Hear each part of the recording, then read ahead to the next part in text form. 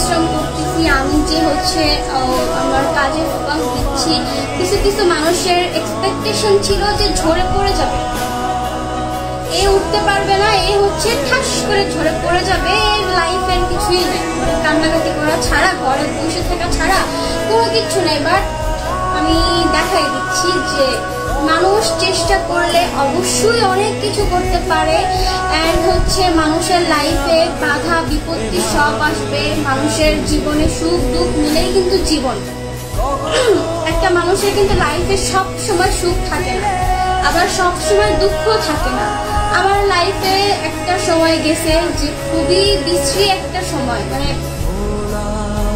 সেই কালো রাত্রির মতো কিছু সময় ওই দিনগুলো গেছে। তো কি হয়েছে, এখন কি আমি ঠিক নাই, আমি কি ভালো নাই? আমি অবশ্যই ভালো আছি অ্যান্ড ভালো থাকবো।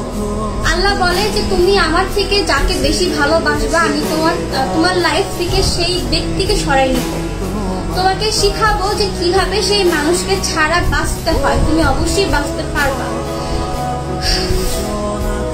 তো নাও আমি হ্যাপি, অনেক হ্যাপি, আলহামদুলিল্লাহ আলহামদুলিল্লাহ। আমি এত বেশি হ্যাপি আছি আমার লাইফে যে আমি বলে বোঝাতে পারবো না। আমার লাইফে কোনো রিগ্রেট নেই। আমি মনে করি যে যেই জিনিস আমার ছিল না সেটা আল্লাহ সরাই দিয়েছে, আলহামদুলিল্লাহ।